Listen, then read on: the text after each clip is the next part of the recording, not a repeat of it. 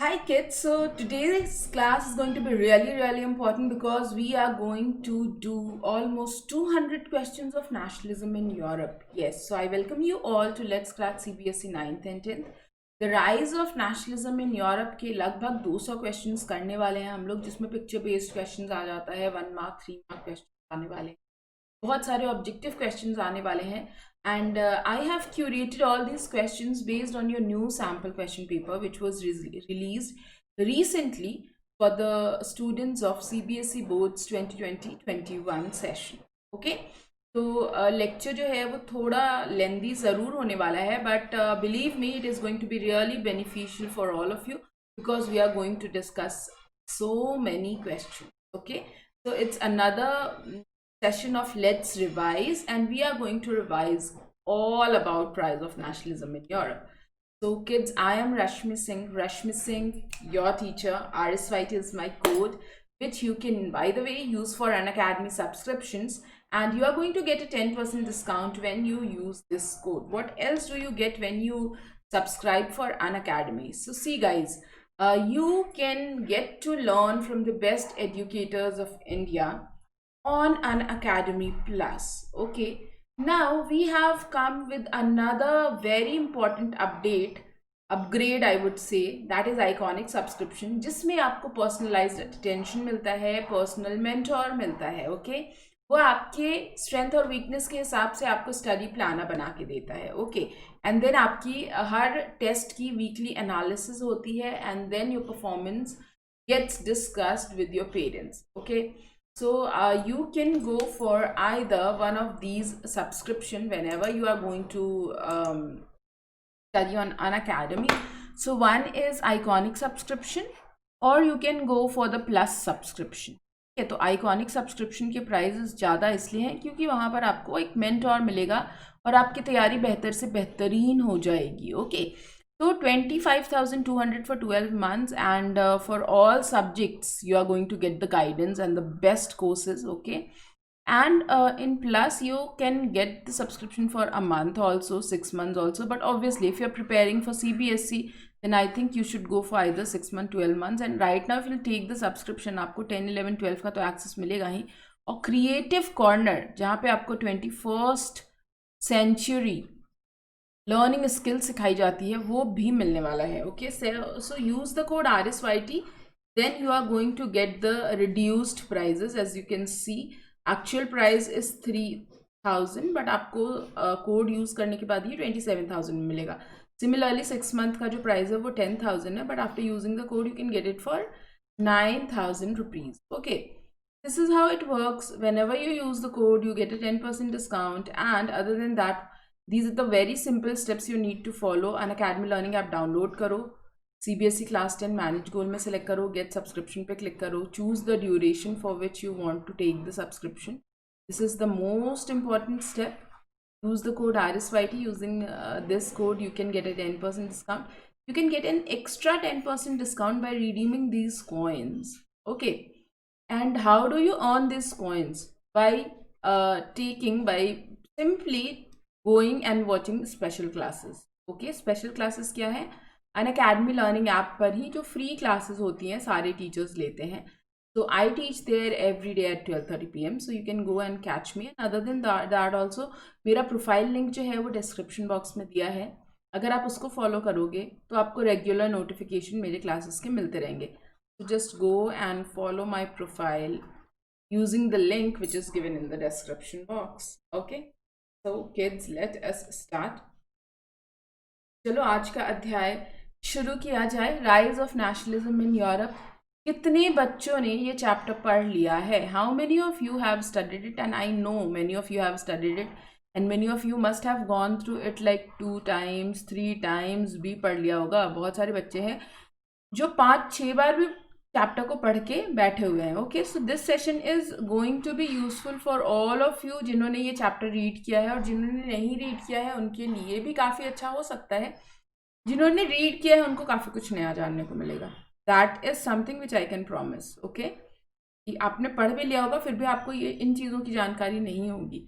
वो चीज़ें आपको कहाँ पे मिलेंगी? रश्मि मैम बताएंगी वो सारी चीज़ें आपको इस सेशन के अंदर. ओके, ठीक है, चलो तो फर्स्ट क्वेश्चन स्टार्ट करते हैं. Which nation was identifiable in the revolutionary tricolor in Soroyu's utopian society? तो देखो ट्राई कलर के अंदर यहाँ पर फ्रांस दिख रहा है आपको, उसके बारे में बात की जा रही है. France was identifiable in the revolutionary tricolour in Sorrieu's utopians vision. Now what is utopia? Utopia is the ideal society. ठीक है, आइडियल सोसाइटी का मतलब क्या होता है बच्चों? एक ऐसी सोसाइटी जहाँ पे सभी लोग इक्वल हैं. ठीक है, सभी लोग फ्री हैं and nobody is fighting with anyone. ठीक है, कोई किसी से लड़ाई नहीं कर रहा है, सभी बिल्कुल शांति से रह रहे हैं, फ्रिटर्निटी के साथ रह रहे हैं, भाईचारे के साथ रह रहे हैं. मतलब एक तरीके से ये राम राज्य की बात करी जा रही है, जो कि बहुत ही मुश्किल है एग्जिस्ट करना. ठीक है, कि राम जी के राज्य में क्या होता था, लोग अगर घर से कभी जाते भी थे बाहर तो घर में ताला नहीं लगाते थे क्योंकि चोरी ही नहीं होती थी. ठीक है, तो उस तरह की सोसाइटी को क्रिएट करने की बात जो है, या फिर उस तरह की सोसाइटी को इमेजिन कर रहे हैं फ्रेडरिक सरोयो. और रिवोल्यूशनरी ट्राई कलर तो बहुत सारे हैं, लेकिन रिवोल्यूशनरी ट्राई कलर जो है वो कौन सी कंट्री को डिनोट कर रहा है? फ्रांस को डिनोट कर. Okay, so you are done with the one question. Let's move to the next question. अभी देखो बच्चों, ये जो अपनी लिबर्टी जो अपनी स्टैचू ऑफ लिबर्टी है, उसने अपने एक हाथ में चार्टर्स ऑफ राइट लिया हुआ है, दूसरे हाथ में इसने टॉर्च ऑफ एनलाइटनमेंट लिया हुआ है. Okay, so these are few of the features in this particular painting. यहाँ पर फ्रेटर्निटी लिखा हुआ है, इसका मतलब होता है भाईचारा. ओके, एंड यहाँ पर सेंट्स हैं, यहाँ पर एंजल्स हैं जो कि ये पूरे इवेंट को ब्लेस कर रही हैं. ये जो एक ट्रेन ऑफ पीपल है, ये सबसे पहले ट्री ऑफ लिबर्टी को क्रॉस करते हैं, then they cross the statue of liberty. And this train of people are basically representing various nations, which can be seen by the flag they are holding and by the costume they are wearing. Okay, and यहाँ पर नीचे आपको दिख रहा है absolutist institution के remains हैं, crowns वगैरह नीचे गिरे हुए हैं, जो कि बता रहा है डिके ऑफ मोनार्की को, that monarchy is going to end. Okay, so Frederick Soroyu has made this painting in the year 1848. And he has shown a society where there will be no monarchy. People will live in complete peace with each other. They will live in fraternity with each other, and they are going to have liberty. And these all things are possible after the creation of nation. Okay, so each train of people are representing different nations over here. Okay, basically ये 4 painting बनाई गई थी, उसमें से ये first painting थी ले पैक्टे, the pact between Nations, जिसमें हमारे फ्रेडरिक सरोयो ने डेमोक्रेटिक एंड सोशल रिपब्लिक को इमेजिन किया है. ओके, तो आई थिंक ये पूरा का पूरा इस पे बेस्ड अभी कोई भी क्वेश्चन आएगा, I think you people are going to solve it. And एक और इम्पॉर्टेंट चीज़ जो है वो ये है कि ये जो प्रोसेशन है जिसमें इतने सारे ट्रेन ऑफ पीपल हैं, इसमें सबसे पहले यूएसए है, देन वी हैव स्विट्ज़रलैंड, ये सीक्वेंस जो है ये पूछा जाता है, then we have France, then we have Germany behind them, and then we have Austria, Italy.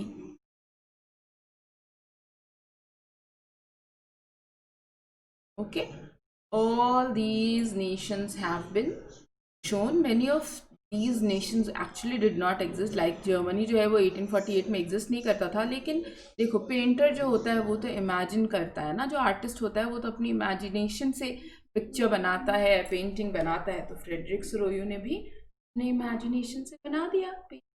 Okay, what do you mean by absolutist? Okay,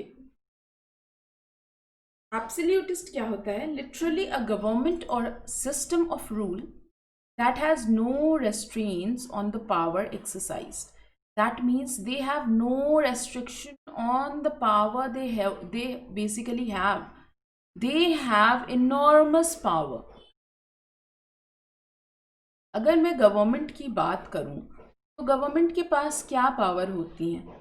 सबसे इम्पॉर्टेंट जो 3 पावर गवर्नमेंट के पास होती है वो होती है बच्चों लॉ, बनाने की power, okay, they have the power to make laws, they have the power to execute laws,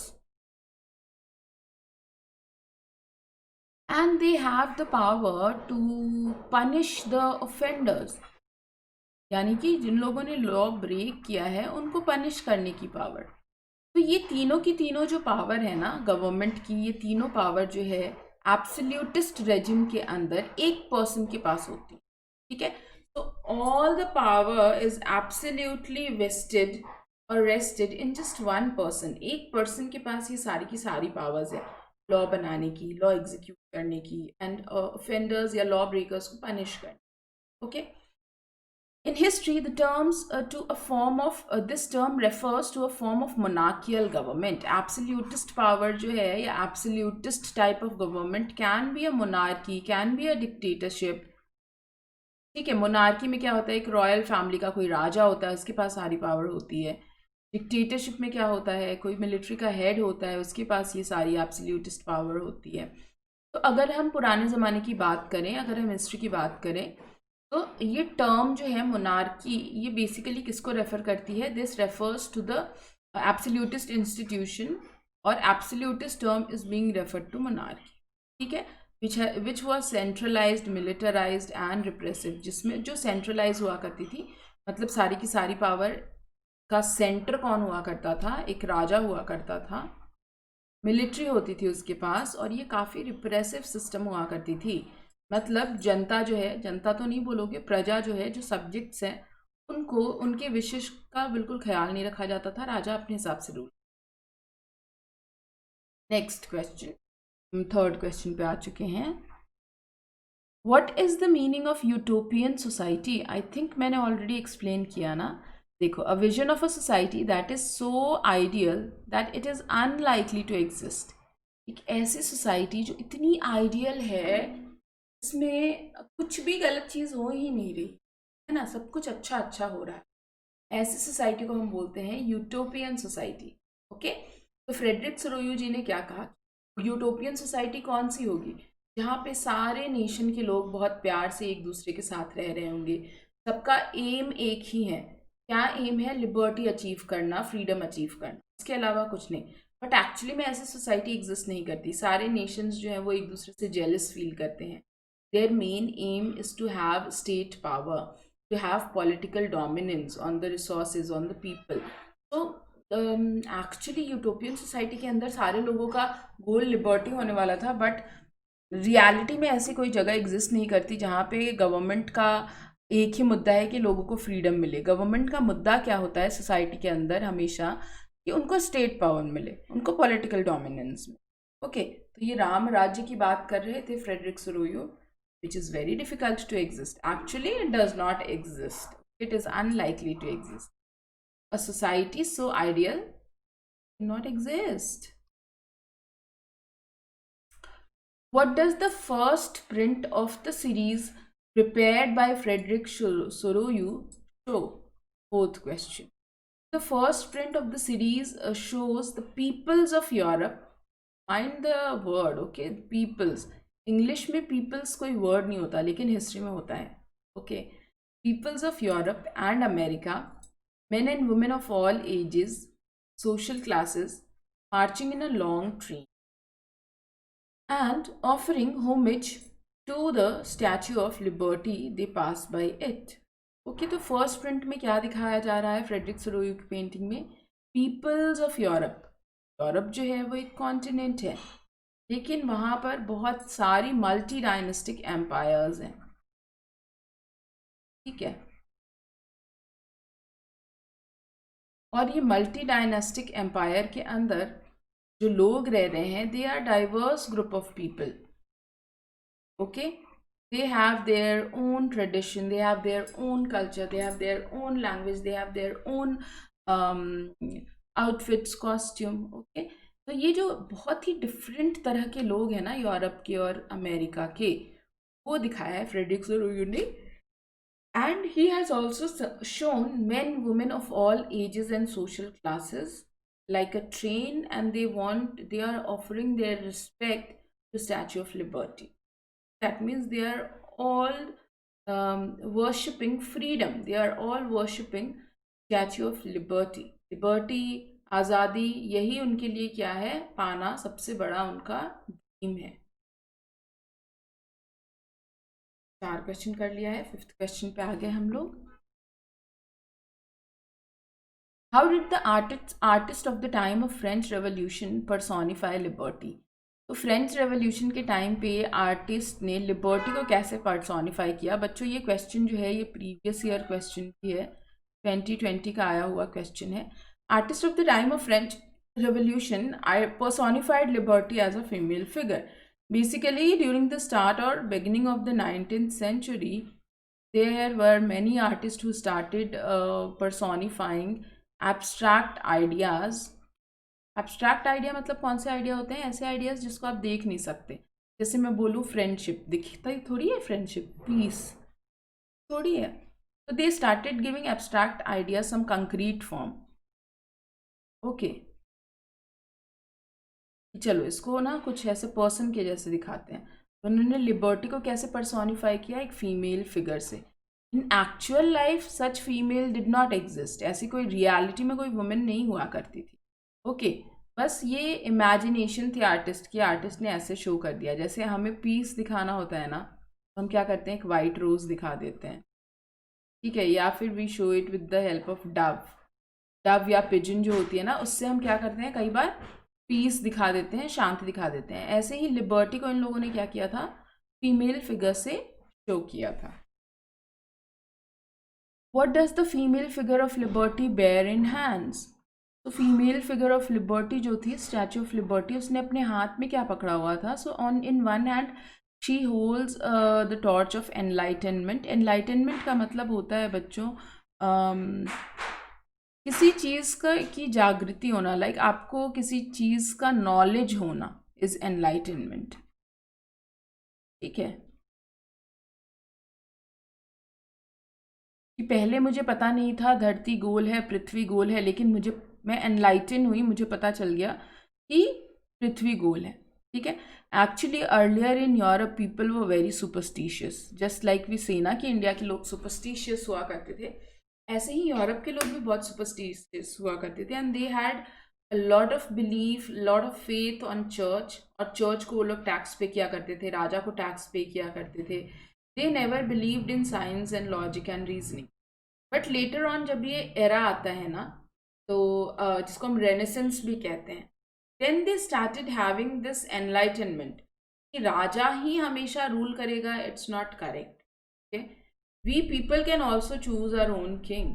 such kind of enlightenment they started getting, they started trying to change the whole structure of the society. Why? Because the society was getting very repressive, especially the monarchs were getting really repressive. They were always trying to take the taxes or to grab the money from the third states people.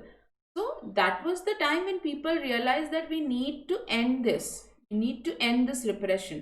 That is why the artists started showing liberty with a female figure, and that female figure is holding torch of enlightenment in one hand, and in the other hand she is holding the charter of rights of men. Now what is there in the charters of rights of men? ये जो charter of rights of man था ना, वहाँ पे जनता के rights के बारे में बात की गई थी। क्योंकि अभी तक सब कुछ, सारी चीज़ें जो हैं, कानून बनाना, कानून को एग्जीक्यूट करना या सबको पनिश करना, सब कुछ किसके हाथ में है? राजा के हाथ। एंड अब राजा जो है वो इस हद तक रिप्रेसिव हो गया है कि जनता को समझ ही नहीं आ रहा, जनता के पास कुछ राइट्स ही नहीं। They created a set of rights कि ये चीज़ जो है ये राजा भी नहीं छीन सकता हमसे, भगवान भी नहीं छीन सकता, okay. So that is why statue of liberty is holding torch of enlightenment in one hand, and in the other hand she is holding charter of rights of man. ये राइट्स जो है ये राजा भी नहीं छीन सकता। Such a beautiful concept. 7th question. Name the 2 countries which were already nation states when Soryu released his first print of the series. I've told you in the first question as well. There were 2 nations, United States of America, जिसको actually में Britain की 13 colonies से France ने ही आज़ादी दिलाई थी, आपने class 9 में पढ़ा होगा। And Switzerland, which is very close to France, they also have got a kind of government. Okay, तो इसलिए ऑलरेडी नेशन स्टेट्स थे. they actually Switzerland had got constitutional monarchy, इसलिए इनको ऑलरेडी नेशन स्टेट कह दिया गया. और जब सुरुयु ने 1848 में पेंटिंग बनाई, इसलिए इन्होंने दिखाया है कि ये both of these country has already crossed statue of liberty, ये क्रॉस कर चुके हैं statue. I think this is the question number 7, right kids? Okay, 7th हमने किया. 8th पे आते हैं. Why did Soroyu show the peoples of Germany bearing the black, red and gold flag? While at the time when Soroyu created his prints, the German peoples did not yet exist as a united nation. Okay, तो ये painting कब बनाई गई है? 1848 में.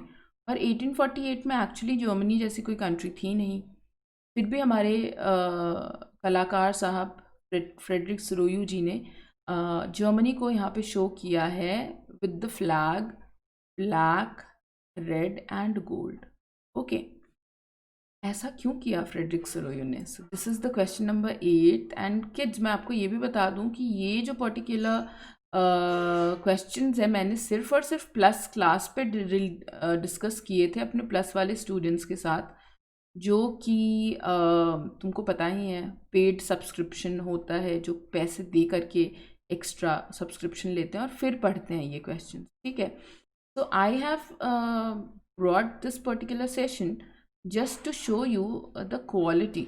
Okay, कि plus पे जो क्वालिटी होती है वो काफ़ी बेटर होती है. और आप देख ही रहे हो एक पेंटिंग से ही कितने सारे क्वेश्चन हमने बनाए.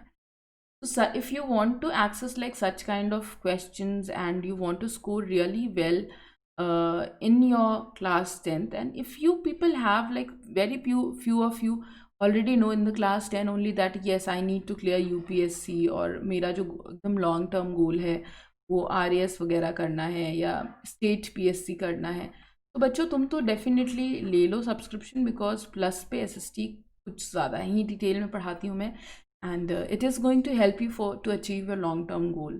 देखो, अगर बहुत ज़्यादा सीरियस हो अपने करियर को लेकर के और मुझसे पढ़ना है प्लस पे, तो बिल्कुल RSYT कोड यूज़ करके पढ़ने आ जाओ. And I will be guiding you for all your board exam and other exams as well. Okay, so Soruyu has showed the peoples of Germany bearing the black, red and gold flag to represent that the flag they carry is an expression of liberal hopes in 1848 to unify the numerous German-speaking principalities into the nation-state under democratic constitution.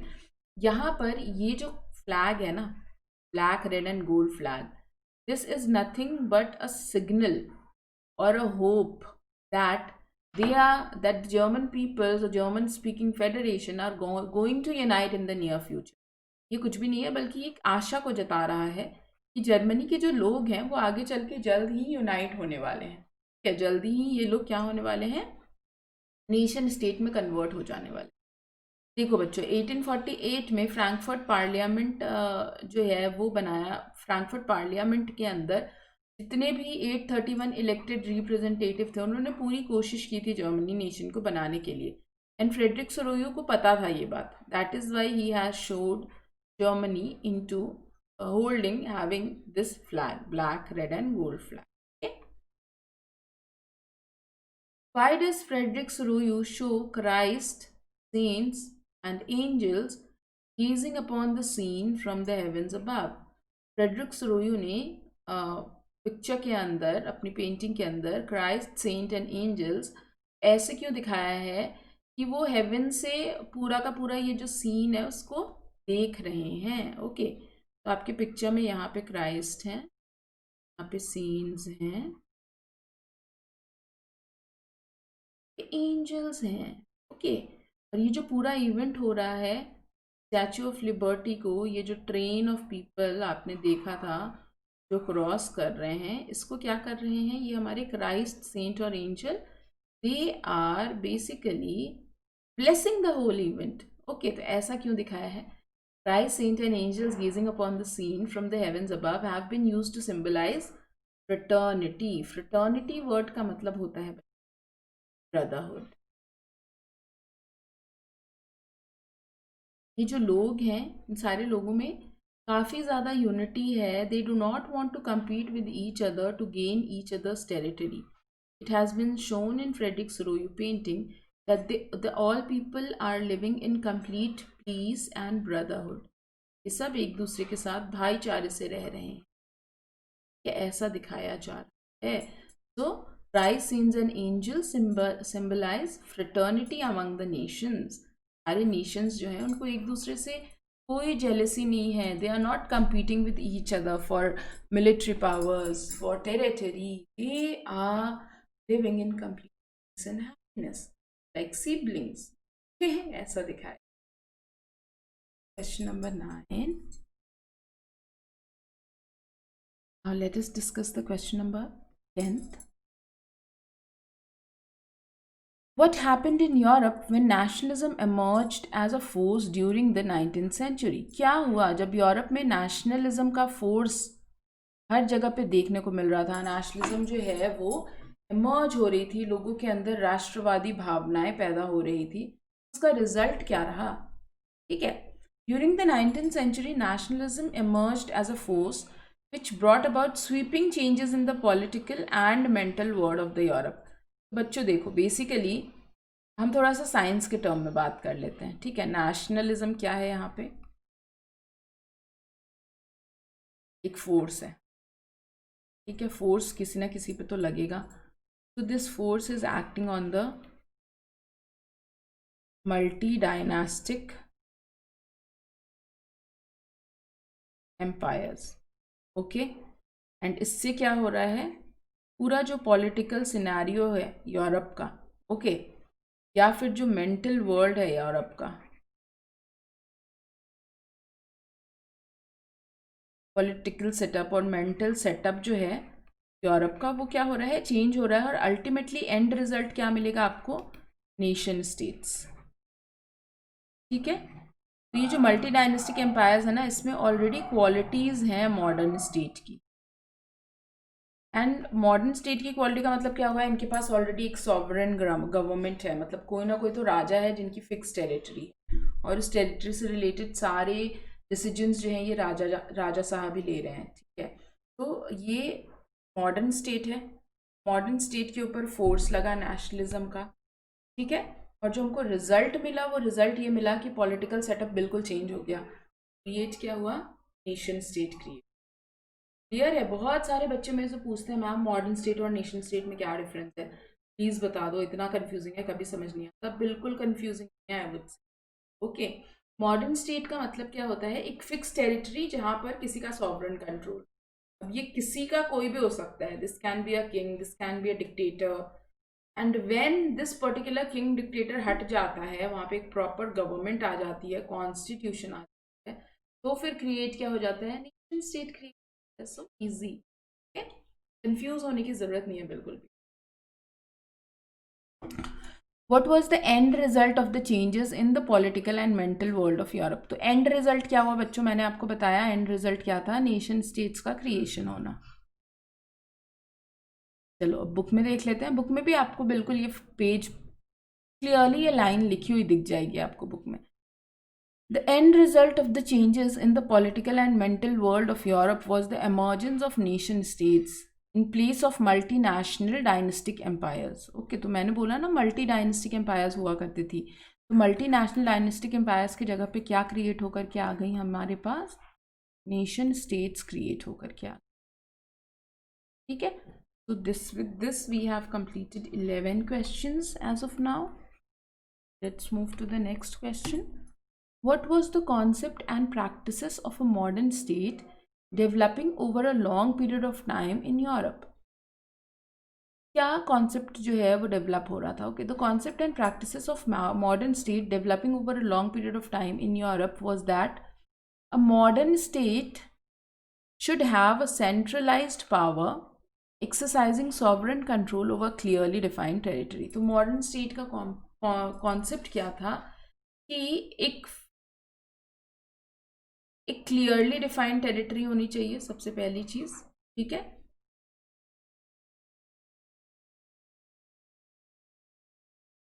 Okay. Clearly defined territory हो गई. अब ये राजा के kingdom की भी हो सकती है, या किसी कंट्री की भी हो सकती है, ठीक है। तो क्लियरली डिफाइंड टेरिटरी हो गई। Have a centralised power exercising sovereign control, और यहाँ पे क्लियरली डिफाइंड टेरिटरी में क्या होगा, एक कोई तो पर्सन होगा जिसके पास सेंट्रलाइज्ड पावर होगा, ठीक है, मतलब लॉ बनाने का, लॉ एग्जीक्यूट करने का। एंड ये पूरे की पूरी टेरिटरी पे इसका सॉवरन कंट्रोल होगा। सॉवरन का मतलब क्या होता है बच्चों, कि संप्रभुता, मतलब इसके पास पूरी की पूरी पावर है कि इस फिक्स टेरिटरी के ऊपर जो भी डिसीजन लेना है यही पर्सन लेगा। इसको कोई एक्सटर्नली किसी से परमिशन नहीं लेनी पड़ेगी। जैसे इंडिया जो है वो एक सॉवरन कंट्री है। वाई? बिकॉज हमारे जो भी इंटरनल मैटर्स होते हैं उस पर डिसीजन हम खुद लेते हैं। We do not ask the nearby countries और any other superpowers of the world कि भाई हमारे देश में ये करना सही रहेगा क्या या नहीं रहेगा, या आप बताओगे तो हम लोग ये काम करेंगे, ऐसा नहीं होता, ठीक है। सॉवरन मतलब बोल सकते हो complete control, outright control for decision making. खुद का पूरा कंट्रोल है डिसीजन मेकिंग।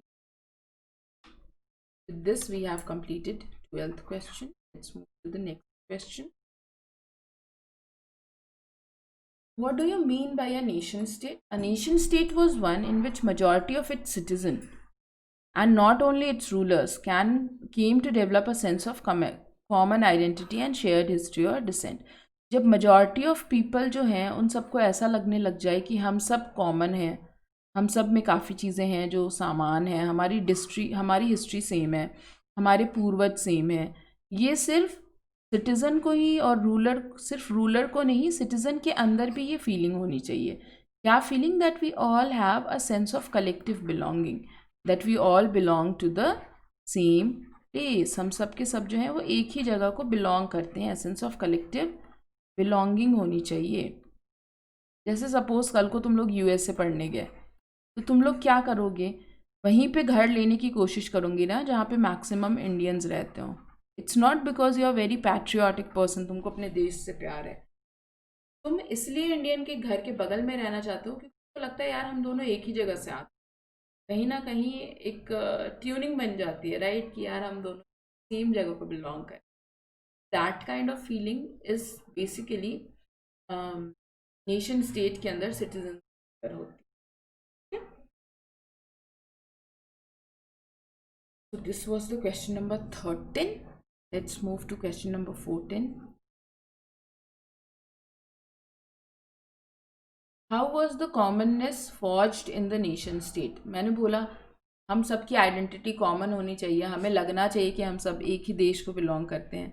तो ये चीज़ जो है ये अपने आप नहीं आएगी, लोगों के अंदर ऐसी भावना जो है ना वो क्रिएट करनी पड़ेगी, ऐसे सेंटिमेंट्स जो हैं वो क्रिएट करने पड़ेंगे, ठीक है।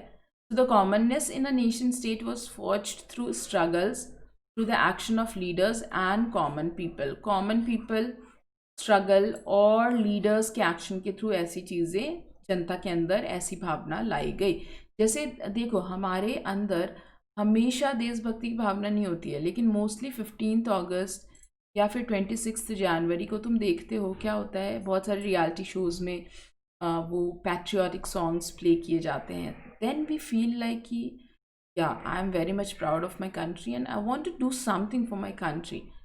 इस तरह की फीलिंग जो है ना हमारे अंदर सॉन्ग्स के थ्रू डेवलप की जाती है। Similar kind of feeling also forged in Europe among the peoples of Europe through the help of struggles, through the help of the common people, through the help of the leaders. Leaders ने बोला तो लोगों ने मान लिया, something like that, okay. When did the first clear expression of nationalism came?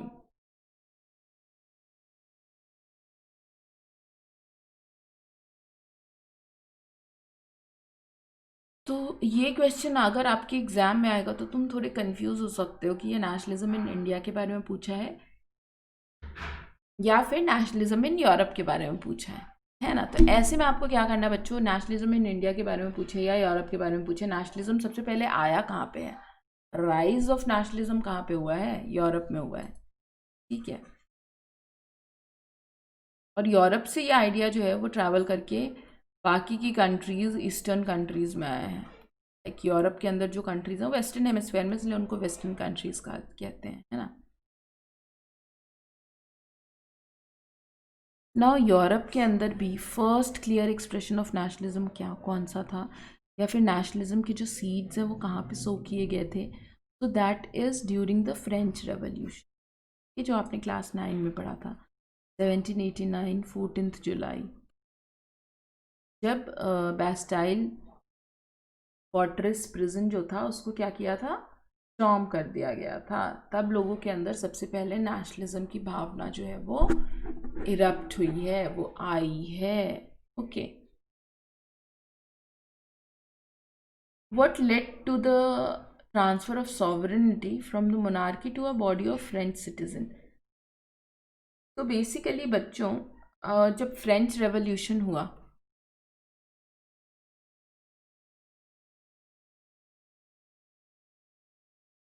तो इसका बहुत बड़ा आउटकम क्या था, there were many political and constitutional changes.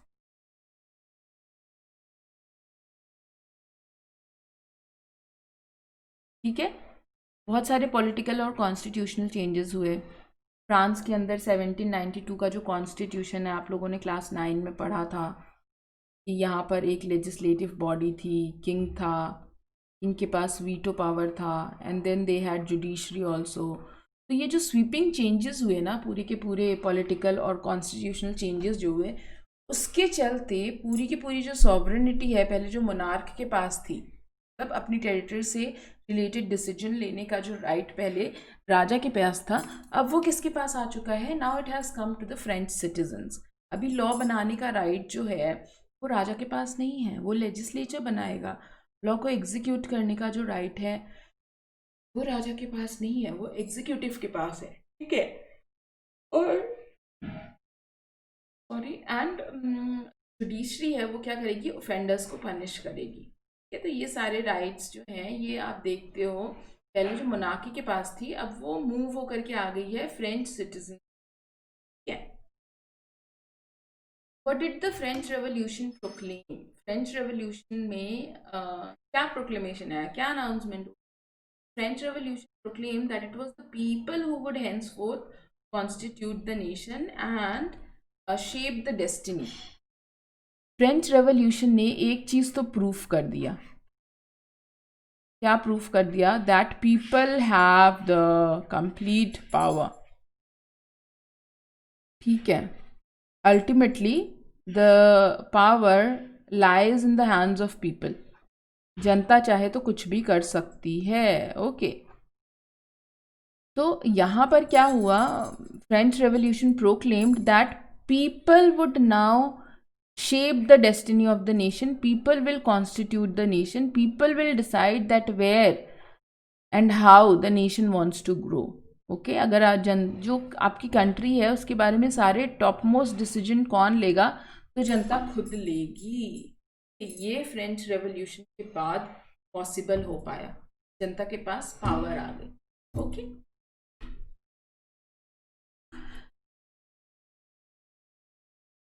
what did the idea of la patrie, the fatherland, and les citoyens, the citizen, emphasize?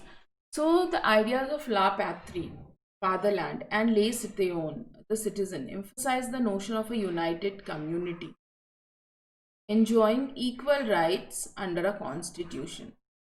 तो fatherland का जो concept है ना,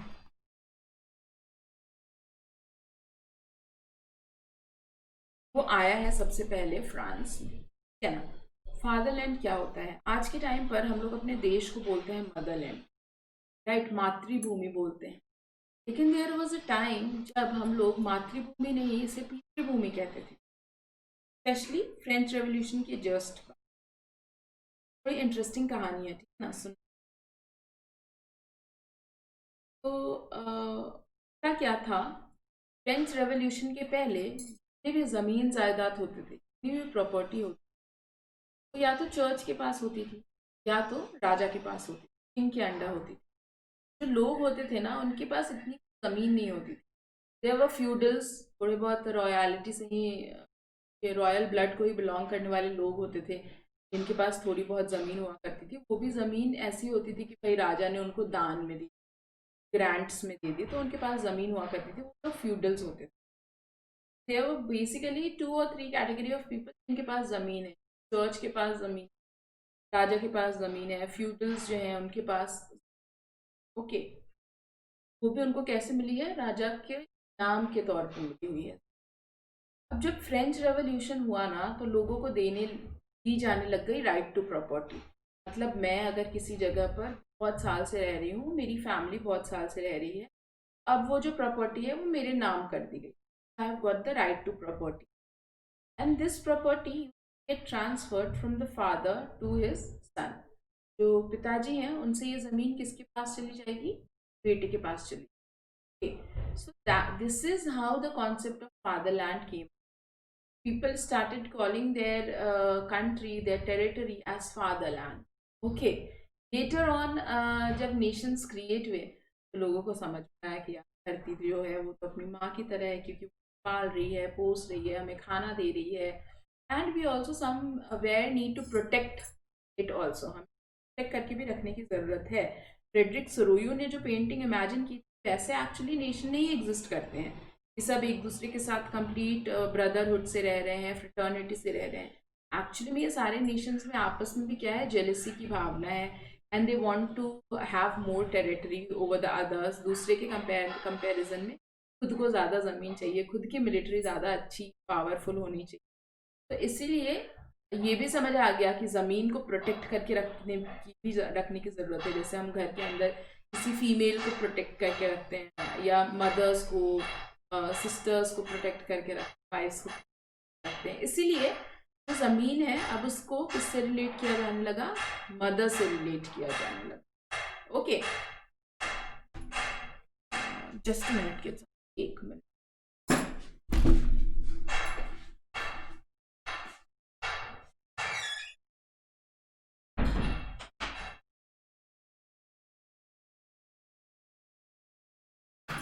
So we started relating it with the Motherland later on. लेकिन ला पैट्री का जो idea है ना कि राइट टू प्रॉपर्टी होगी और अपनी जो ज़मीन है वो फादरलैंड है, सब लोगों का हक है ज़मीन पर, United community can enjoy this particular area, ये कॉन्सेप्ट आया फ्रेंच रेवोल्यूशन के बाद। ओके, एंड ले सितोयन, इससे भी बड़ी अच्छी कहानी जुड़ी हुई है। देखो बच्चों, जब तक राजा का राज चलता था ना, तो जो लोग थे वो क्या थे? प्रजा थी। ठीक है, राजा के अंडर में जो लोग होते हैं वो क्या होते हैं? वो होते हैं प्रजा। लेकिन लेटर ऑन आप क्या देखोगे, ये प्रजा जो है वो किस में कन्वर्ट हो चुकी है? नागरिक में। ठीक है, मतलब पहले जो लोग थे राजा के अंडर थे, तो they were subjects, but now they have got converted into citizens. Why? Because they have got some fundamental rights like we have ना। हमारे यहाँ पे जो हम जनता है, इंडियंस हैं, उनके पास फंडामेंटल राइट्स हैं। वो राइट्स हमसे कोई नहीं छीन सकता। We have got 6 fundamental rights. Likewise in France people have got the charter of right of man. Later on charter of right of women and citizen females ने भी पब्लिश कर दिया था। ठीक है, तो ये जो कॉन्सेप्ट है ना ले सिटियोन का या ला पैट्री का, ये क्या बताता है? ये बताता है यूनाइटेड कम्युनिटी के बारे में। कैसे लोग यूनाइटेड होकर के रहते हैं तो ज़्यादा एंजॉय कर सकते हैं इक्वल राइट्स को, प्रॉपर्टी को, एंड जो भी आपके पास जितनी भी ज़मीन है उसको आप और बेटर यूटिलाइज कर सकते हो व्हेन यू लिव टुगेदर। तो किसी ने कहा है ना, unity lies in strength, which is strength lies in unity. Sorry, this is really true. यही यहाँ पे दिखाने की कोशिश की जा रही थी, that strength lies in unity and as a community you can enjoy your rights better. ये दिखाने की कोशिश की गई थ्रू ला पैट्री एंड ले सिटोयन।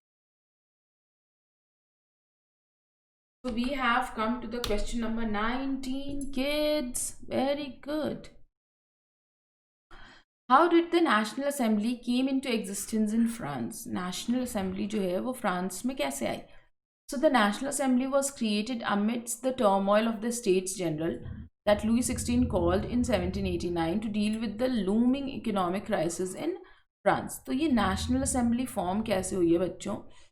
देखो, आप लोगों को याद होगा 1789 में एक स्टेट्स जनरल की मीटिंग रखी गई थी, ठीक है ना। जो मीटिंग की उसके पहले 1614 में रखी गई थी, उसके बाद से ये मीटिंग रखी ही नहीं गई थी, क्योंकि टैक्सेस जो हैं वो इंक्रीज करने थे। तो लुई 16 ने ये मीटिंग बुलाई थी, जिसमें आपको ऑलरेडी पता है कि first state, second state, third state के लोग थे।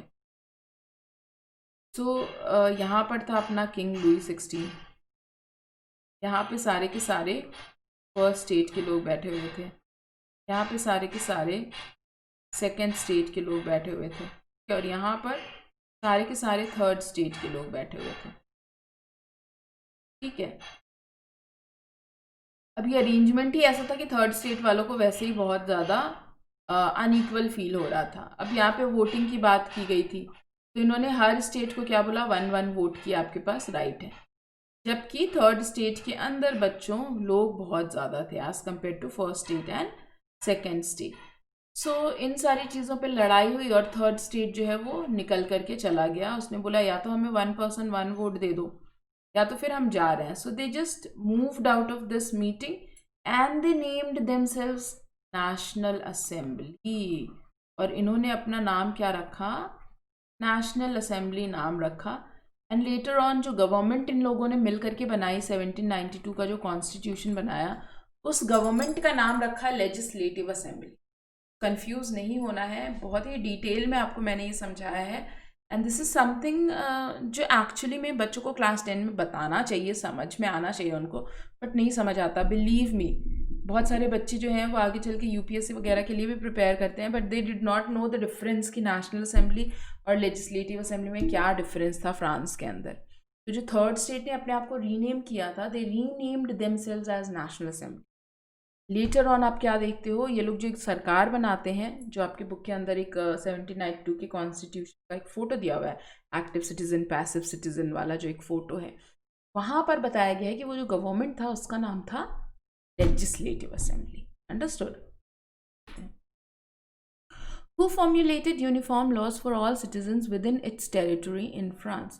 तो लॉज कौन बना रहा था, और यूनिफॉर्म लॉ का मतलब क्या होता है, सबके लिए लॉ कॉमन ही रहेगा। सपोज करो मैंने एक क्राइम किया and then another person also committed the same crime, then we both will be punished with the same punishment, ठीक है, हमें सेम पनिशमेंट मिलेगी। तो ये जो लॉ है, यूनिफॉर्म लॉज जो है, वो कौन बना रहा था फ्रांस के अंदर? So there was a centralized administrative system which consisted of a legislative, executive and judiciary was put in place, and it formulated uniform laws for all citizens within territory of the France. Centralized administrative system which had legislature, executive and judiciary, and this legislature basically made all the law as it is done everywhere, ठीक है। तो यहाँ पे centralized administrative system जो है वो होगा। So this is question number 20. Kudos, you people have completed 20 questions yet. Okay, अब ये बहुत सारे करने बाकी हैं वैसे। चलो आगे बढ़ते हैं। Why did French become the common language of the nation in France? French जो है वो common language कैसे बना? एक्चुअली जो फ्रांस की टेरिटरी थी जिसपे लुई 16 रूल कर रहा था, उस टेरिटरी में भी काफ़ी ज़्यादा डाइवर्सिटी थी बच्चों, बहुत सारे लैंग्वेज, रीजनल डायलेक्ट्स हुआ करते थे, ठीक है।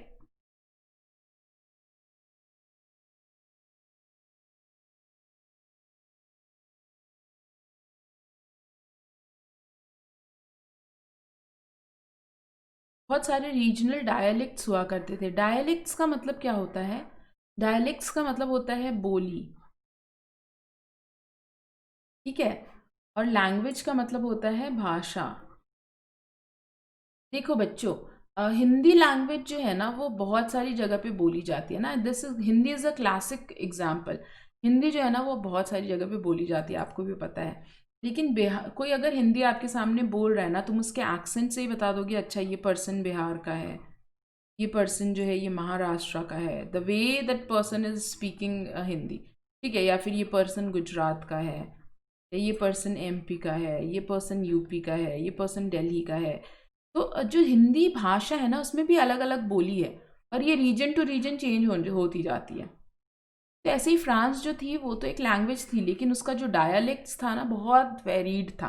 तो अभी क्या किया गया, रीजनल डायलेक्ट्स को डिस्करेज किया गया and French as it was spoken and written in Paris, जो पेरिस में जिस तरीके से फ्रेंच लैंग्वेज बोली जाती थी ना, became the common language of the nation to forge the unity. जो बोली फ्रेंच लैंग्वेज की पेरिस में थी उसको कॉमन बनाया गया, बोला गया सबको वैसे ही बात करना है। इट्स लाइक कि दिल्ली में जैसे हिंदी बोली जा रही है पूरे इंडिया को वैसे ही हिंदी बोलनी पड़ेगी, समथिंग लाइक दिस, ठीक है। तो why did French become the common language of the nation of the France? Because France, as it was written, spoken in Paris, was basically made the common language of the people for the nation of the France. ऐसा किया गया। Why did they do so? To forge unity. जब सब same भाषा बोलेंगे तो obviously सबके अंदर कुछ तो भाई यूनिटी की भावना आएगी, उनको लगेगा कि यार हम लोग यूनाइटेड हैं, ओके, इसलिए ऐसा किया गया। What, according to the revolutionaries, was the mission and destiny of the French nation? अब ये जो revolutionaries थे उनको क्या लग रहा था, फ्रेंच नेशन का क्या मिशन है?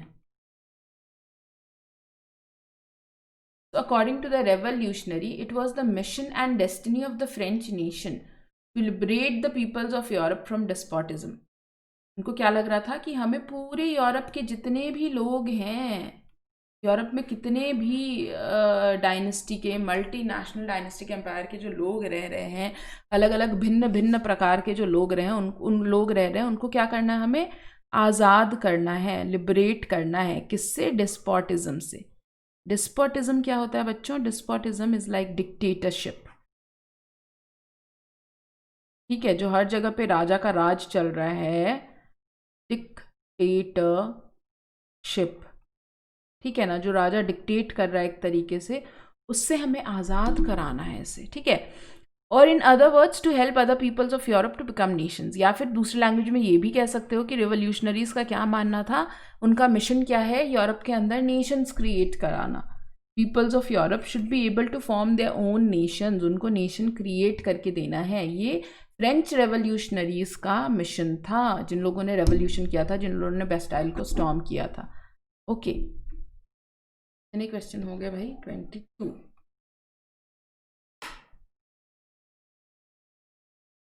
अभी ना मैं यहीं पे लिख दूंगी ना यार पहले नंबर, तो मुझे बार बार देखना नहीं पड़ेगा और तुम लोगों को भी लगेगा कि वाओ 23 क्वेश्चंस कर लिए, क्या बात है ना। कॉन्फिडेंस आ जाता है ना जब हम लोग क्वेश्चंस करते हैं। तो who carried the idea of nationalism abroad from France?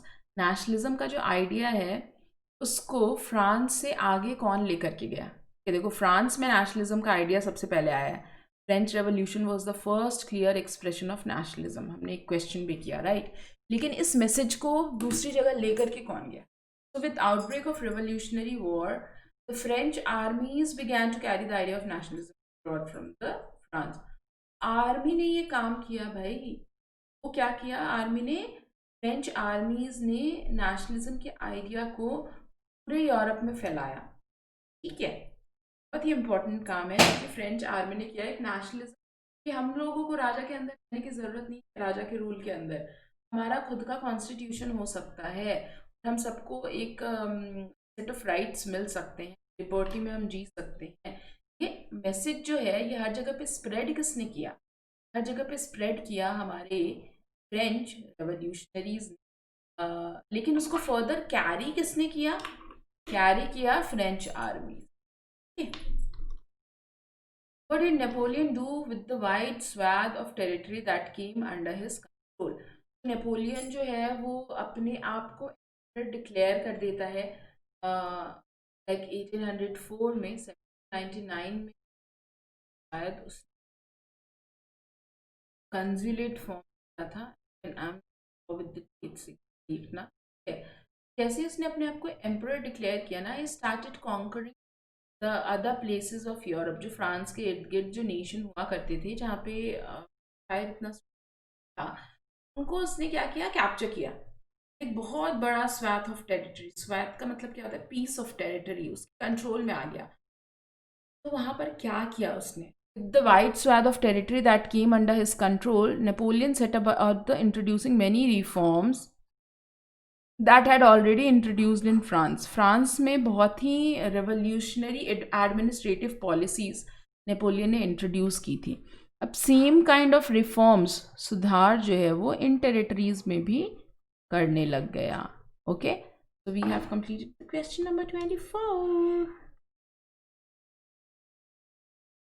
What do you mean by Napoleonic Code? Napoleonic Code जो है उसका क्या मतलब है? 1 mark question, बहुत important.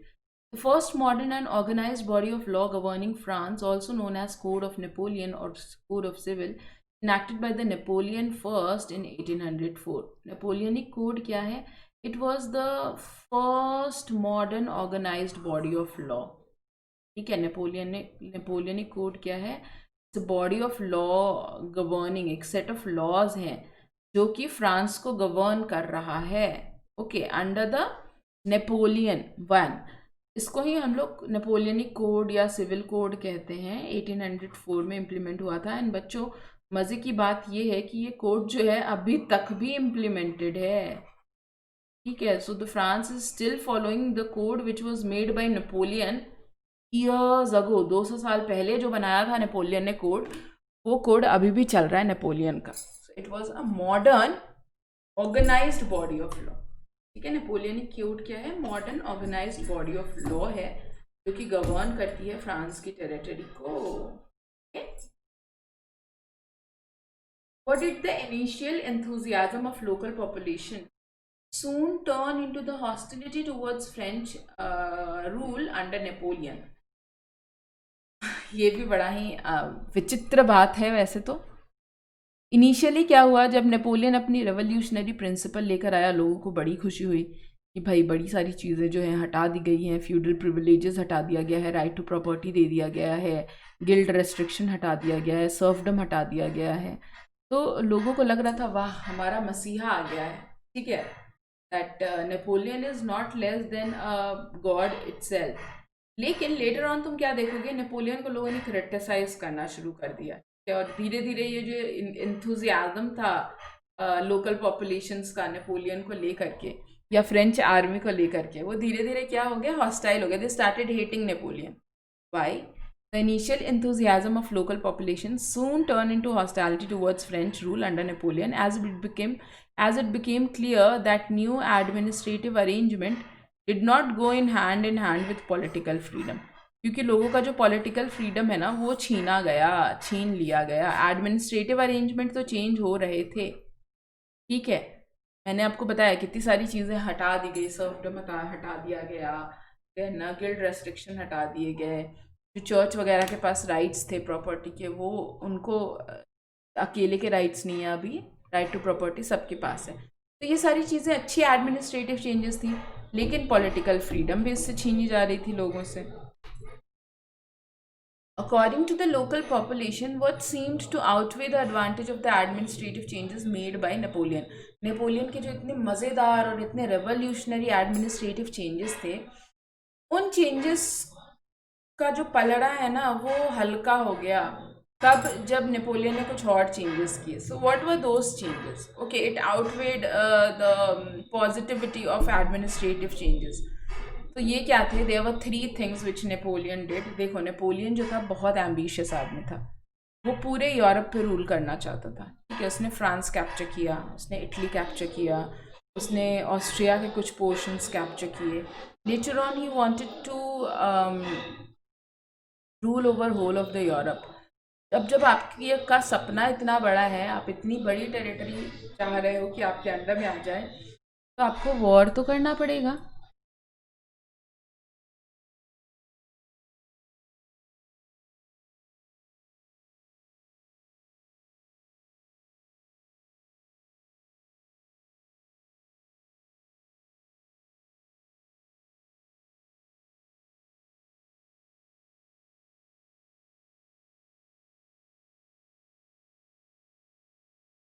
ठीक है, अगर आपको लड़ाई करनी है तो आपको क्या चाहिए? आपको लड़ाई में बहुत सारा पैसा चाहिए एंड आर्मी भी चाहिए. ठीक है, so to get more money he increased the taxes. Okay, and for a big army he started doing forced conscription. मतलब फोर्स रिक्रूटमेंट करने लग गए, ज़बरदस्ती लोगों को फौज में भर्ती करने लग गए. ठीक है. And finally when people started blaming him और people started raising their voice against Napoleon step कि भाई तुम तो गलत कर रहे हो, तुम पहले यूनिफॉर्म लॉ लेकर आए, इतने सारे एडमिनिस्ट्रेटिव पॉलिसी चेंजेस किए, आपने खुद ही बोला कि जनता के पास राइट होना चाहिए, राइट टू प्रॉपर्टी होनी चाहिए, और अब तो तुम खुद ही हमसे टैक्स ज़्यादा ले रहे हो, हमें ज़बरदस्ती फ़ौज में भर्ती करा रहे हो. तो ये सारी चीज़ों को देख करके लोगों ने they people started raising voice against Napoleon. Napoleon के अगेंस्ट हो गए, उसके बारे में बुराई करने लग गए.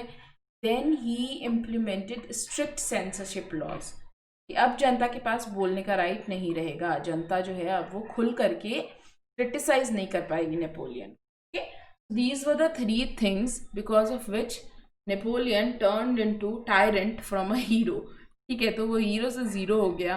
एंड धीरे धीरे जो भी एडमिनिस्ट्रेटिव चेंजेस के चलते लोगों के अंदर जो नेपोलियन पॉपुलर हुआ था, अब वो धीरे धीरे क्या होता जा रहा है, ही हैज स्टार्टेड बिकमिंग कि Napoleon is not a good leader. ये ऐसा लग रहा है लोगों को. Were there any nation states in Europe till the mid 18th century? How? Mid 18th century का मतलब क्या होता है बच्चों? समवेयर इनटू 1750s, ओके, या फिर 1780s के आसपास. क्या कोई नेशन स्टेट्स थे? So no, eastern and central Europe were under autocratic monarchies within the territories of which lived diverse people. तो स्पेशली जो ईस्टर्न और सेंट्रल यूरोप है ना, वहाँ पे बहुत सारी मोनार्कीज हुआ करती. ठीक है, and there live diverse group of people, बहुत सारे डाइवर्सिटी थी. They did not see themselves sharing as a collective identity. कोई कलेक्टिव आइडेंटिटी नहीं दिख रही है इनको. ठीक है, आपस में कोई कॉमन कल्चर नहीं है, एंड इसीलिए वो लोग नेशन स्टेट नहीं थे. Describe the Habsburg empire. The Habsburg Empire that ruled over Austrian Hungary was a patchwork of many different regions and peoples.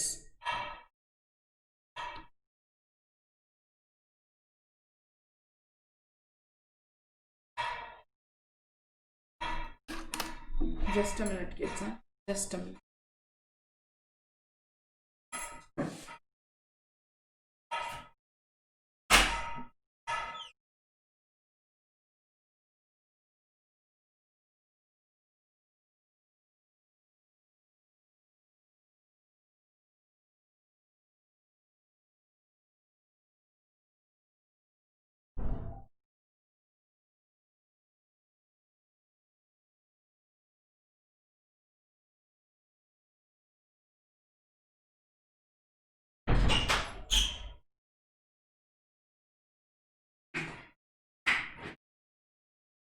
The Habsburg Empire that ruled over the Austria-Hungary was a patchwork of many different regions and peoples. It included the Alpine regions, Tyrol, Austria, Sudetenland, and as well as Bohemia. It also included provinces of Lombardy and Venetia. So Habsburg Empire was basically a patchwork of many different regions. Patchwork मतलब क्या होता है? जब भी कोई कपड़ा फट जाता है ना, तो आपने देखा होगा कई बार उसमें हम पैचेस लगा देते हैं, है ना. सपोज करो एकदम बिल्कुल नई नवेली चादर थी और घर में किसी बच्चे ने ब्लेड मार दिया, तो क्या करती हैं मम्मियाँ? उस पर एक पैच लगा देती हैं. ठीक है, तो यहाँ पर तुम क्या देखते हो कि हैब्सबर्ग एम्पायर जो है ना, वो एक्चुअली पैच वर्क है छोटे छोटे रीजन्स का. तो इसमें कौन से रीजन इंक्लूडेड हैं? Tyrol, Austria, Sudetenland, Lombardy, Venetia, Bohemia. तो Habsburg was basically multi national dynastic empire. बहुत सारी नेशनैलिटी के लोग जो हैं वो वहाँ पर रह रहे हैं, कुछ भी कॉमन नहीं है इनके among. So this is the question number 29. 30th question. What was the only tie binding the diverse groups together of the Habsburg Empire? Habsburg Empire के अंदर इतने सारे जो डाइवर्स ग्रुप्स हैं उनको बाइंड क्या कर रहा है फिर? ओके, जब आप देख ही रहे हो इतने Austria, Sudetenland, Tyrol, Bohemia, Lombardy, Venetia, ये सारी जगह के लोग जब वहाँ पे रह रहे हैं, इनमें कुछ भी कॉमन है ही नहीं. There's nothing something which can forge unity among them.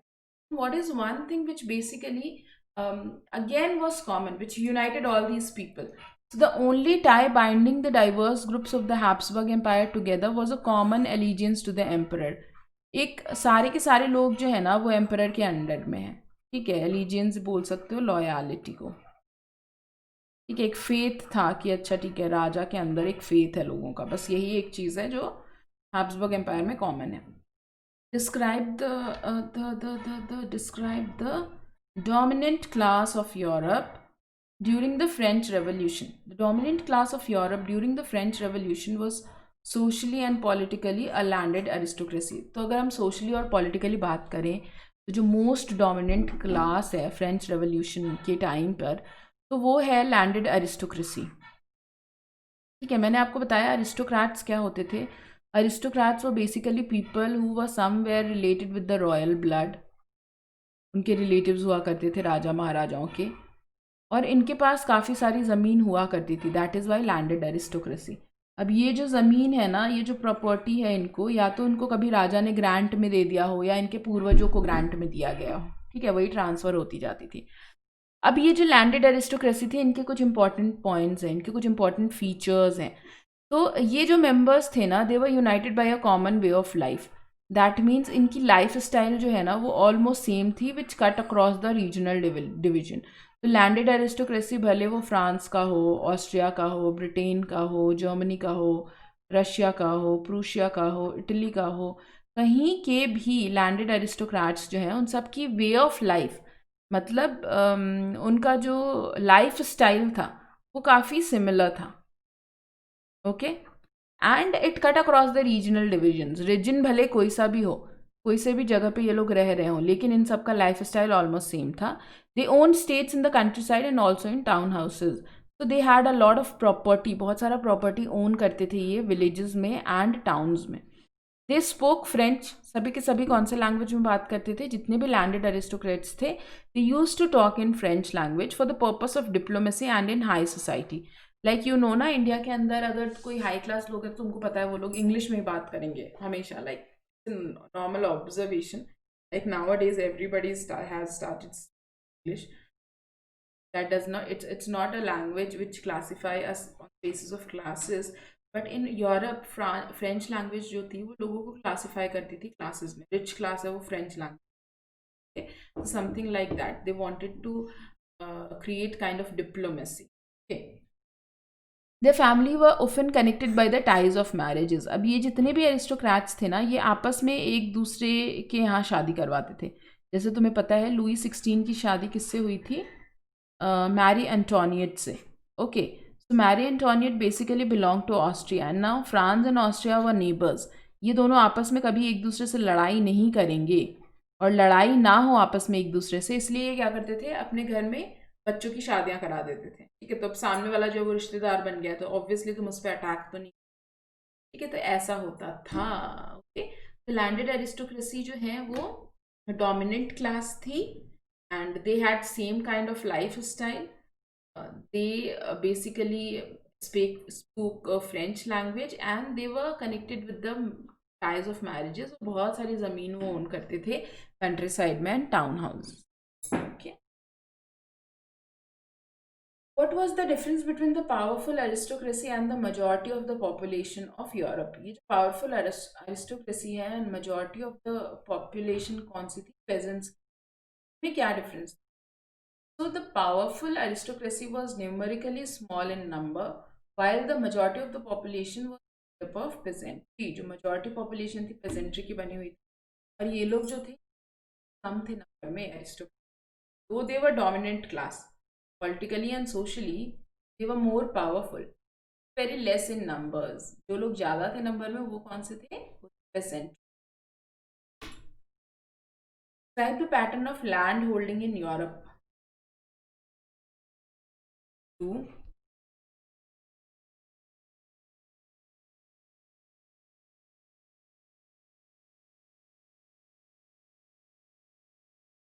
So, to the west of the Europe, the bulk of land was farmed by the tenants and small owners, while eastern and central Europe, the pattern of land holding was characterized by vast states which were cultivated by serf। तो waste of the Europe में क्या होता था, जो ज़मीन है वो tenants और स्मॉल ओनर्स ही फार्म करते थे। जो मैक्सिमम ज़मीन हुआ करती थी वेस्ट यूरोप के अंदर वो अरिस्टोक्रेट्स के पास होती थी, और वहाँ पर मोस्टली टेनेंट्स वगैरह जो हैं वो ज़मीन ले लेते थे किराए पर और फिर उस पर फार्मिंग करते थे। यानी कि किराए पे ले लिया है, हम किराया पे कर रहे हैं। Nothing else. लेकिन ईस्टर्न एंड सेंट्रल यूरोप में क्या होता था बच्चों? ईस्टर्न एंड सेंट्रल यूरोप में कहानी थोड़ी अलग है। यहाँ पर क्या होते थे, यहाँ पे सर्फडम चल रहा था। सर्फडम का मतलब क्या है? ज़मीन इनको किराए पे नहीं दी गई है, एक बहुत बड़ी प्रॉपर्टी है, ठीक है, इसका मालिक कोई है, एक पर्सन है, XYZ, ठीक है, ये लैंडेड एरिस्टोक्रेट है। सर्फडम का मतलब क्या है? मैं अगर ये ज़मीन पर काम कर रही हूँ तो मुझे इसके पैसे नहीं दिए जाएंगे, मैं एक तरीके से कॉन्ट्रैक्ट पे काम कर रही हूँ, ठीक है, और मुझे इसके बदले में क्या मिलेगा? मुझे खाना मिलेगा, क्रॉप्स मिलेगा। तो एक बधुआ मजदूरी जो होती है ना, कॉन्ट्रैक्ट पे काम कर रहे होते थे यहाँ पे सर्फ जो होते थे, ठीक है।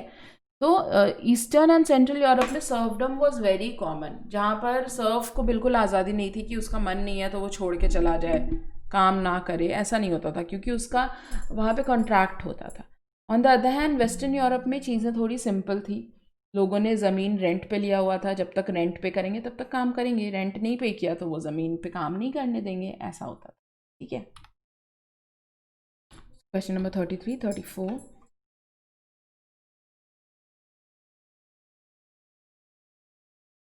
What made the growth of towns and emergence of commercial classes possible in Western and parts of Central Europe? So, what made the growth of towns and emergence of commercial classes possible in the Western parts and Central Europe? Okay, Central Europe and Western Europe में आप क्या देखते हो? एक नई class emerge होकर के आई है, which is called commercial class. तो हमारे पास ऑलरेडी लैंडेड अरिस्टोक्रेसी तो है ही, जो कि काफ़ी कम है पॉपुलेशन में. Then we have peasantry, which is majority of the population. Now there is third class which has come into existence, which is called commercial classes. कहाँ पर ये क्लास अभी emerge होकर आ रही है? वेस्टर्न यूरोप में एंड सेंट्रल यूरोप में. तो ये कहाँ से आ गई भाई? ठीक है, ये है क्वेश्चन हमारा. So the growth of industrial production and trade could make the growth of towns. Industrialisation के चलते क्या हुआ है, धीरे धीरे वेस्टर्न और सेंट्रल यूरोप के अंदर आपको कई सारे टाउन्स दिखे हैं, और टाउन्स में क्या हुआ है, ये कमर्शियल क्लासेस एमर्ज हुई हैं, ठीक है. तो earlier in the mid 18th century in Europe there was landed aristocracy, okay, which was politically and socially a dominant class but in minority. That means they have very less population. Then we have got peasantry. peasantry जो है वो as a tenant काम कर रही है western Europe में, okay, and as serf काम कर रही है सेंट्रल यूरोप में एंड ईस्टर्न यूरोप में. Now in the western Europe and central Europe, due to industrialization, a third class has also came up, which is commercial classes.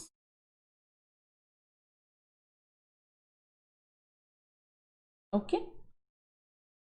What did industrialization begin? When did industrialization began in England? So industrialization began in England in the second half of the 18th century. Second half of the 18th century is like somewhere between 1770s, 1775, ठीक है ना. Second half of the 18th century, 1750 जो है वो क्या है आपका, half है, और उसका सेकेंड हाफ मतलब और 25 साल इसमें ऐड कर दो. तो इस टाइम पे इंग्लैंड में क्या देखने को मिलता है आपको? इंडस्ट्रियलाइजेशन देखने को मिलता है बच्चों. इनफैक्ट आई वुड से कि वर्ल्ड के अंदर जो फर्स्ट इंडस्ट्रियल टाउन था ब्रिटेन के अंदर, इंग्लैंड में, वो मैनचेस्टर हुआ करता था, ठीक है.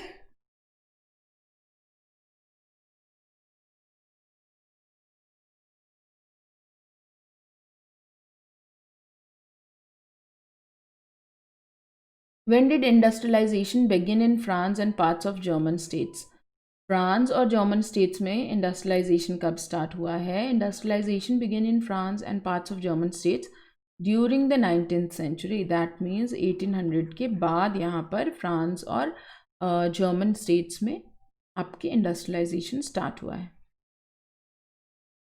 Name the new social groups which came into being during the industrialisation in Europe. I have told you, अभी हमने पढ़ा था इंडस्ट्रियलाइजेशन के चलते क्या हुआ, कमर्शियल क्लासेस जो हैं वो आनी शुरू हो गई थी, ठीक है ना, एग्जिस्ट करनी शुरू हो गई थी. The new social group which came into being during the industrialisation in Europe were working class population and middle class made up of industrialist, businessman and professionals, ठीक है. तो एक आइदर मिडिल क्लास लोग थे या working class लोग थे। तो यानी कि जो मिडिल क्लास लोग थे वो तो इंडस्ट्रियलिस्ट थे, जो कि इंडस्ट्री के ओनर्स थे, and there were workers also. So due to industrialization, two more group of people have now emerged. One is industrialist businessmen and another are professionals or workers. तो अब हमारे पास यूरोप में चार तरह के लोग हो गए बच्चों। एक तो है लैंडेड अरिस्टोक्रेसी, ठीक है। Then we have got peasantry, then we have got industrialist and workers. So landed aristocrats, peasantry, middle class, industrialist और businessmen and working classes workers, ये चारों जो हैं चार तरह के लोग यूरोप के अंदर सोसाइटी के अंदर देखने को मिल रहे हैं। अब ये चारों लोगों में अलग अलग तरह की आइडियोलॉजी डेवलप होगी। Among whom did the idea of national unity following the abolition of aristocratic privileges gained property? तो पॉपुलैरिटी, नेशनल यूनिटी की जो भावना है ये कौन से क्लासेस में आई? First of all tell me what are the four classes? The four classes in the mid 18th century in Europe is landed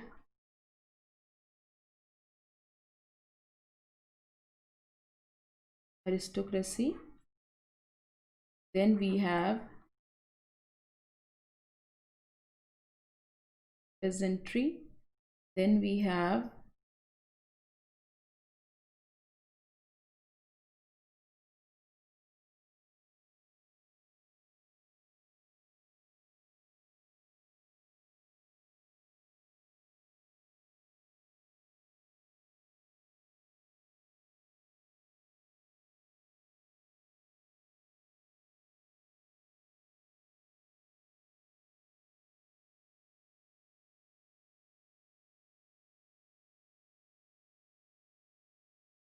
okay. So the idea of national unity following the abolition of aristocratic privileges gained popularity among the educated liberal middle classes. तो ये वाली जो class थी ना, middle class, educated थी, industry के owners हुआ करते थे, इनके अंदर सबसे पहले आया है idea of national unity. And इनके अंदर ये इच्छा आई है कि भाई जो अरिस्टोक्रेटिक प्रिविलेजेस है उनका खत्मा होना चाहिए, खात्मा होना चाहिए। ये जो लैंडेड अरिस्टोक्रेसी है ये अलग ही एन्जॉयमेंट जो कर रही है, अब वो चेंज होना चाहिए सोसाइटी के अंदर।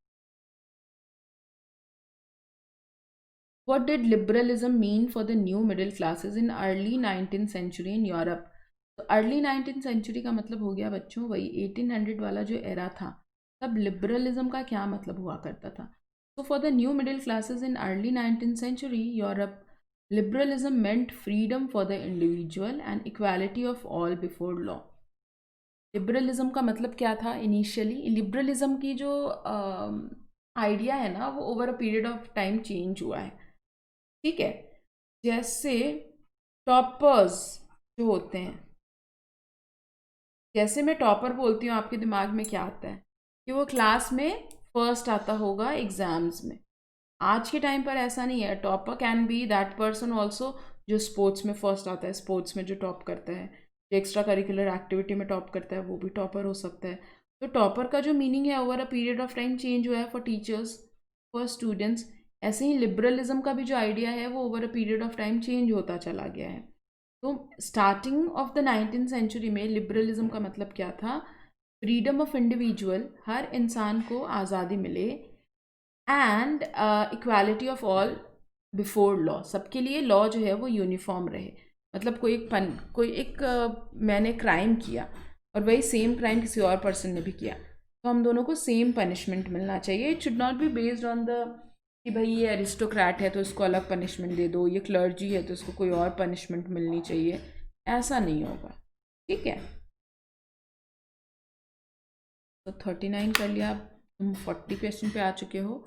What do you know about the term liberalism? Liberalism जो है ना वो एक लेटिन वर्ड से आया है, लिबर, इसका मतलब होता है फ्री, ठीक है।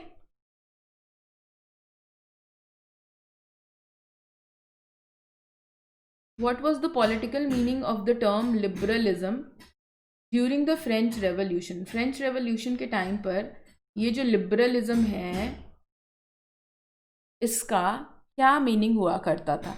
So during the French Revolution, the term liberalism politically emphasized on these following things. First क्या है?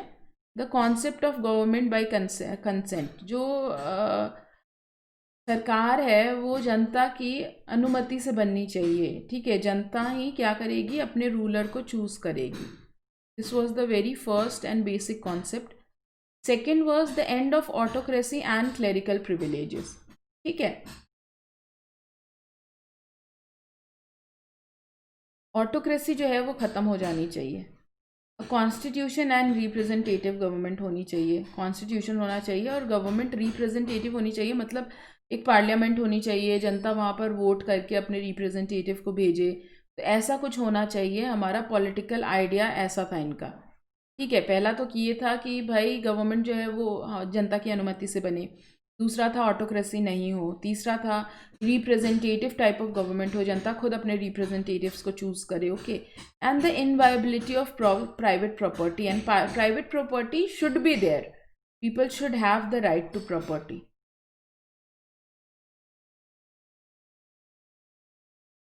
Okay, what did equality before the law not stand for in revolutionary France? Equality before law का मतलब क्या नहीं था. तो equality before law did not necessarily stand for universal suffrage. ठीक है, इक्वालिटी बिफोर लॉ का मतलब ये नहीं है कि सबके सारे के सारे लोगों को वोटिंग राइट्स मिलना ही चाहिए. ठीक है,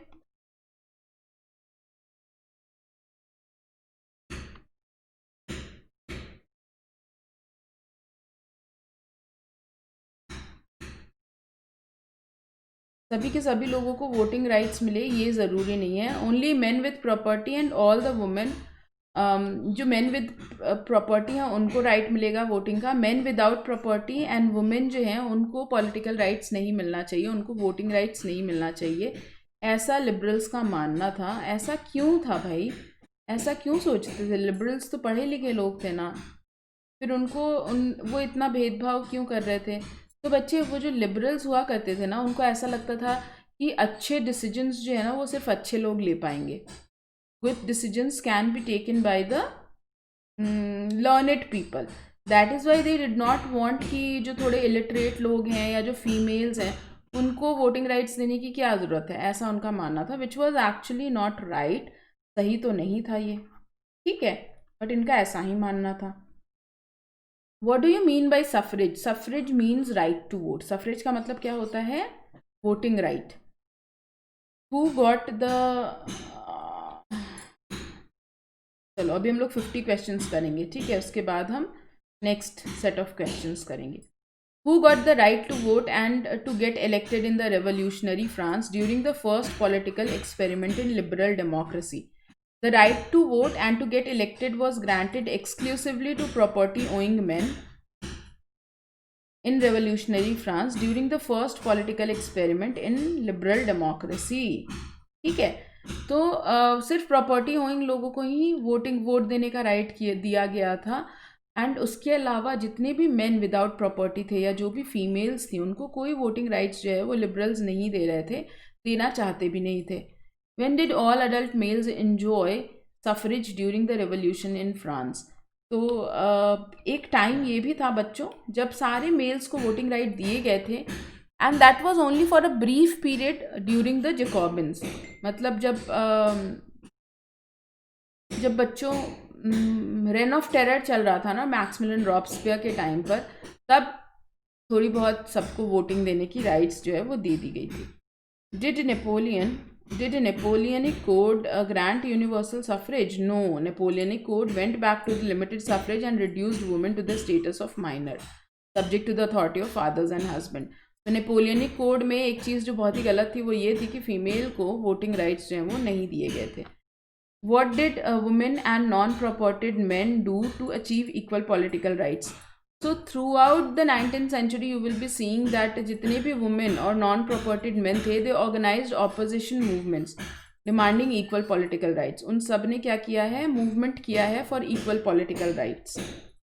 What did liberalism mean for the economic sphere? In the economic sphere, liberalism stood for freedom of market and abolition of state imposed restriction. तो इकोनॉमिक स्फेयर में अगर हम बात करें तो लिबरलिज्म का मतलब क्या था? मार्केट में बिल्कुल फ्रीडम मिल जाए, जो जितना सामान बितना बेचना चाहे, जितना भी, क्योंकि देखो मिडिल क्लास लोग जो हैं वो हैं तो बिजनेसमैन और इंडस्ट्रियलिस्ट, और बिजनेसमैन और इंडस्ट्रियलिस्ट जो है वो at the end of the day क्या चाहेगा कि उनका ज़्यादा से ज़्यादा सामान बिके.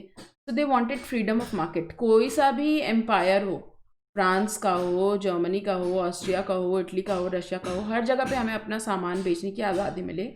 And they wanted no restriction on the movement of goods and capital. वो नहीं चाहते थे कि गुड्स और कैपिटल के मूवमेंट पे थोड़ा सा भी रेस्ट्रिक्शन जो है वो लगाया जाए. ठीक है.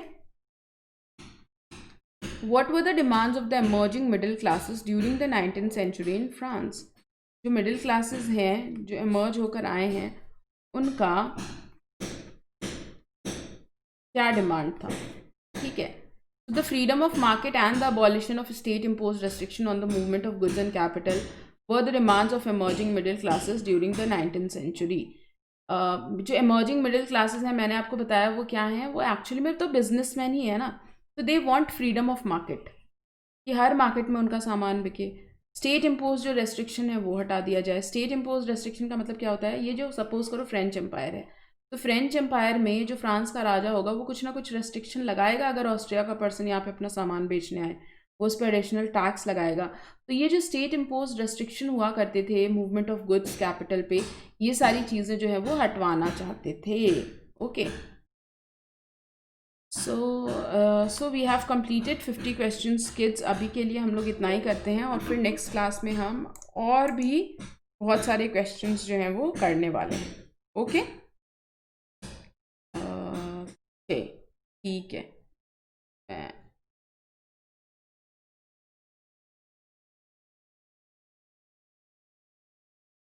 तो again I will tell you, अगर प्लस का सब्सक्रिप्शन लेना है तो आपको अनअकैडमी लर्निंग ऐप जो है वो डाउनलोड करना पड़ेगा. ठीक है. यहाँ पे मैनेज गोल सेलेक्ट करो, क्लास 10, गेट सब्सक्रिप्शन पे क्लिक करो, select the duration for which you want to take the subscription, and then use the code RSYT. For this you are going to get 10% discount, and additional 10% discount ये credit से मिलेगा. Credit कैसे earn कर सकते हो? Special classes जब आप attend करोगे किसी भी टीचर का for more than 15 minutes recorded या फिर live, then you are going to get the credits. And free classes मेरी जो है वो 12:30 पे होती हैं. ठीक है. फ्री क्लासेस का लिंक कहाँ पे मिलेगा? इस टेलीग्राम पे मिलेगा. ये टेलीग्राम का लिंक वीडियो के डिस्क्रिप्शन बॉक्स में भी है. और वीडियो अगर अच्छा लगा हो तो बताओ, ऐसे और भी वीडियोस चाहिए सारे चैप्टर्स का तो कमेंट बॉक्स में कमेंट करके बताओ. ओके.